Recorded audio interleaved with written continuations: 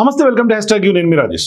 తెలంగాణలో గత కొంతకాలంగా పెద్ద ఎత్తున బీసీలకు 42% రిజర్వేషన్లు ఇచ్చి తీరాలన్నది కాంగ్రెస్ పార్టీతో సహా సీఎం రేవంత్ రెడ్డి యొక్క ప్రధానమైనటువంటి నిర్ణయం. అందుకనే కులగణన చేశారు, మొత్తం అంతా కూడా ప్రాసెస్ అంతా కూడా చేశారు, జీవో నెంబర్ 9 కూడా రిలీజ్ చేశారు. సో ఈ నేపథ్యంలో ఇప్పటికే స్థానిక సంస్థల ఎన్నికలకు సంబంధించినటువంటి షెడ్యూల్ కూడా వచ్చేసింది. సో ఇప్పుడు హైకోర్టు ఏం చెప్పబోతుంది, అంటే ఎటువంటి తీర్పు వెలువరించబోతుంది అనే సస్పెన్స్ ఇప్పుడు పెద్ద ఎత్తున రాష్ట్ర రాజకీయ వర్గాలతో పాటుగా మొత్తం అందరి దృష్టి ఆకర్షిస్తుంది. అంటే ఇప్పుడు పెద్ద ఎత్తున ఉత్కంఠ వాతావరణం నెలకొంది. అంటే ఇప్పటికే షెడ్యూల్ వచ్చేసింది స్థానిక సంస్థల ఎన్నికలకు సంబంధించి. మరోవైపు నోటిఫికేషన్ కూడా 9వ తారీఖు అంటే రేపు రాబోతా ఉంది. ఇటువంటి క్రమంలో ఇప్పుడు హైకోర్టులో ఇప్పటికే పెండింగ్లో ఉన్నటువంటి పిటిషన్లన్నీ కూడా విచారణకు వస్తూ ఉన్నాయి. 12:30 తర్వాత వాదనలు వింటామంటూ కూడా హైకోర్టు చెప్పినటువంటి నేపథ్యంలో ఇప్పటికే ప్రభుత్వానికి అట్లాగే ఆ జీవో నెంబర్ 9 కూడా కొంత రిజెక్ట్ చేయాలి, సస్పెండ్ చేయాలంటూ కూడా పెద్ద ఎత్తున పిటిషన్లు దాఖలవటం.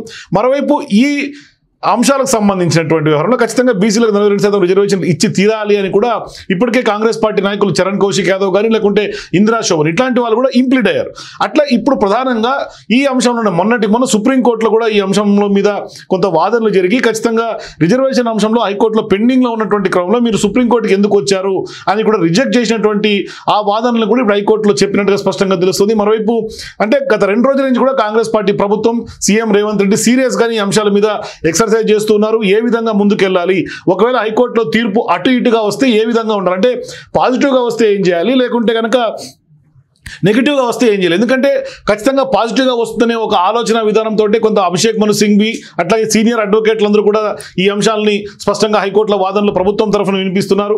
అయితే ఇక్కడ ప్రధానంగా పాయింట్ ఏంటంటే రిజర్వేషన్లు సుప్రీంకోర్టు తీర్పు ప్రకారం గతంలో 50% మించకూడదని సుప్రీంకోర్టు తీర్పు ఏదైతే ఉందో దాని పరిధిలోనే ఉండాల్సినటువంటి అవసరం ఉంది. అందుకని ఇప్పుడు జీవో నెంబర్ 9 పైన పెద్ద ఎత్తున చర్చ జరుగుతోంది. కానీ ఇప్పుడు ప్రధానంగా ఈ యొక్క జీవో నెంబర్ 9 కనుక అమలు చేస్తే బీసీలకు ఎప్పటి నుంచో ఒక చిరకాల స్వప్నం సాకారమయ్యే అవకాశం ఉంటుంది. అందుకనే వాళ్ళకు జనాభా దామాషా ప్రకారమే ఖచ్చితంగా రిజర్వేషన్లు కల్పించాలి అనే అంశం మీదే కులగణన చేసింది కాంగ్రెస్ పార్టీ ప్రభుత్వం తెలంగాణలో. కులగణన చేసిన తర్వాత వాళ్ళ జనాభాను లెక్కగట్టి ఇప్పుడు దానికి సంబంధించినటువంటి వ్యవహారంలోనే 42% రిజర్వేషన్లు ఇచ్చేందుకు పెద్ద ఎత్తున కొంత కసరత్తు జరుగుతోంది. సో ఇప్పుడు ప్రస్తుత పరిస్థితి రిజర్వేషన్ల అంశం మీద ఏంటి అని కూడా హైకోర్టు వాదనల ఆధారితంగా ప్రశ్నించింది. బీసీ కోటా కింద 42% పెంచి ప్రభుత్వం ఇచ్చిందని కూడా అడ్వకేట్లు వాదించారు.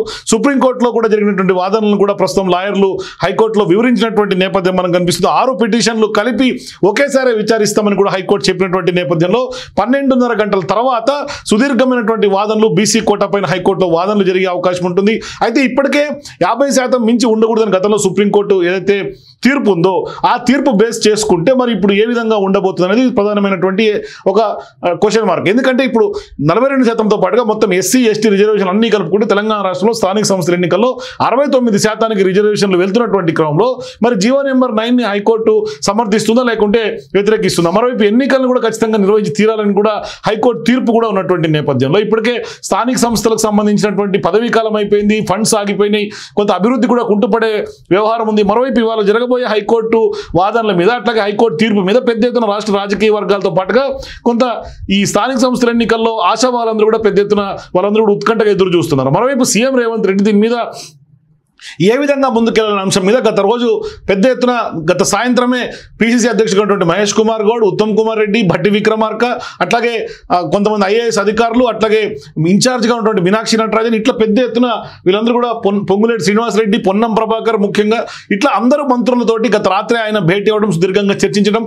అంటే హైకోర్టు తీర్పు ఏ విధంగా వచ్చే అవకాశం ఉంటుంది, మన వ్యూహం ఏమి ఉండాలి, హైకోర్టులో వినిపించాల్సినటువంటి వాదనలు ఏంటి, జీవో నెంబర్ 9ని మనం ఏ దృష్ట్యా తీసుకురావాల్సి వచ్చింది తెలంగాణ రాష్ట్రంలో. అంటే ప్రధానంగా అసెంబ్లీలో వాటిలో బిల్లులు పాస్ చేసినప్పటికీ కూడా కొంత రాజ్యాంగ సవరణలు చేసినప్పటికీ కూడా వాళ్ళు కొంత బిల్లులు పాస్ కాకపోవడం, మరోవైపు గవర్నర్ దగ్గర రాష్ట్రపతి దగ్గర బిల్లులు పెండింగ్లో ఉన్నటువంటి నేపథ్యంలోనే ఒక ప్రత్యేక కారణం చేత ఒక బీసీలకు ఒక సదుద్దేశంతో జీవో నెంబర్ 9ని కులగణన తర్వాత వాళ్ళు ఇచ్చినటువంటి రిపోర్ట్స్, గతంలో ఇచ్చినటువంటి వాళ్ళు ఇచ్చినటువంటి సిఫార్సుల మేరకే ఖచ్చితంగా జీవో నెంబర్ 9ని తీసుకొచ్చినట్టుగా ఈ దిశగానే వాదనలు ఉండాలి హైకోర్టులో అనే దిశగా గత రాత్రి సీఎం రేవంత్ రెడ్డి దిశానిర్దేశం చేసినటువంటి పరిస్థితి. మరోవైపు మంత్రులందరూ కూడా మినిట్ టు మినిట్ మానిటరింగ్ చేసుకోవాలి, హైకోర్టులో జరుగుతున్నటువంటి వాదనలు లేకుంటే అప్డేట్స్ మినిట్ టు మినిట్ కనుక్కొని దాని తర్వాత తదనంతరం ఏం చేయాలి, ఏ విధంగా ముందుకెళ్ళిన అంశం మీద కూడా కొంత మంత్రులు ఎప్పటికప్పుడు వాకబు చేస్తూ ఉండాలనే అంశం మీద కూడా స్పష్టంగా సీఎం రేవంత్ రెడ్డి ఒక దిశానిర్దేశం ప్రభుత్వ అధికారులకి అట్లాగే మంత్రులకు కూడా చేసినటువంటి నేపథ్యం. సో ఈ ఎంటైర్ సినారియోలో ఇప్పుడు హైకోర్టు తీర్పు మీద డిసిషన్ బేస్ అయి ఉంది. హైకోర్టు తీర్పు ఏ విధంగా వస్తుంది మరి, ఎందుకంటే 12 తర్వాత ఇప్పుడు వాదనలు విన్న తర్వాత సుదీర్ఘమైనటువంటి వాదనలో మధ్యాహ్నానికల్లా కొంత వాదనలు విన్న తర్వాత హైకోర్టు ఎటువంటి నిర్ణయం తీసుకుంది. ఒకవేళ హైకోర్టులో ఏమన్నా ప్రతికూలమైనటువంటి తీర్పు కనుక వస్తే ఖచ్చితంగా నెక్స్ట్ ఫర్దర్గా ఇదే జీవో నెంబర్ 9 పైన సుప్రీంకోర్టుకు కూడా వెళ్లాల్సినటువంటి అవసరం ఉందని కూడా వ్యాఖ్యలు గత రాత్రి సీఎం రేవంత్ రెడ్డి చేసినటువంటి నేపథ్యంలో వ్యూహం చాలా క్లియర్గా కనిపిస్తుంది. ఒకవేళ సుప్రీంలో ప్రతికూల తీర్పు వస్తే ఖచ్చితంగా సుప్రీంకి ఆశ్రయించే అవకాశాలు ఉంటాయి. లేదు అంటే కనుక కొంత ఫేవర్గా తీర్పు వస్తే మాత్రం ఎన్నికలు సజావుగా జరిగే అవకాశాలు ఉంటాయి. ఏదైతే ప్రభుత్వం చిత్తశుద్ధితోటి ప్రభుత్వం బీసీలకు ఒక అండగా ఉంటూ, అంటే పెద్ద ఎత్తున ఒక రకంగా చెప్పాలంటే కాంగ్రెస్ పార్టీ ద్వారానే కొంత సామాజిక న్యాయం జరుగుతుందని సోషల్ జస్టిస్ పైన పదే కాంగ్రెస్ పార్టీ చెప్తున్నటువంటి నేపథ్యంలో ఒకవేళ హైకోర్టు కనుక జీవో నెంబర్ 9 సమర్థించి కొంత పాజిటివ్ తీర్పు ఇస్తే మాత్రం స్పష్టంగా 42% యొక్క రిజర్వేషన్లు అమలు అవుతాయి స్థానిక సంస్థల ఎన్నికల్లో. తద్వారా ప్రభుత్వానికి కొంత ఏదైతే సంకల్పించిందో ఆ సంకల్పం నెరవేరే అవకాశం ఉంటుంది. దేశంలోని ఏ ఒక్క ముఖ్యమంత్రి చేయనటువంటి పనిని సీఎం రేవంత్ రెడ్డి చేసినట్టుగా స్పష్టమైనటువంటి ఒక రికార్డుకు ఎక్కే అవకాశం ఉంటుంది. సో ఇప్పుడు హైకోర్టు తీర్పు పైన బేస్ అయి ఉంది. మళ్ళీ 42% రిజర్వేషన్లను హైకోర్టు సమర్థిస్తుందా, వ్యతిరేకిస్తుందా, లేకుంటే జీవో నెంబర్ 9ని సస్పెండ్ చేస్తుందా, లేదంటే కొనసాగించమని స్పష్టంగా చెప్తుందా, ఎటువంటి తీర్పు వస్తుంది, వాదనలు ఏ విధంగా జరిగే అవకాశం ఉంటుంది అనేది వెయిట్ చేద్దాం. ఎందుకంటే 6 పిటిషన్ల మీద వాదనలు కొనసాగే అవకాశం ఉంటుంది. మళ్ళీ చరణ్ కౌశిక్ యాదవ్ అట్లాగే కొంత ఇంద్రాశోభన్ కూడా ఇంప్లీడ్ అయినటువంటి నేపథ్యంలో ఖచ్చితంగా అమలు చేసి తీరాలని వీళ్ళు ఇంప్లీడ్ అయ్యారు.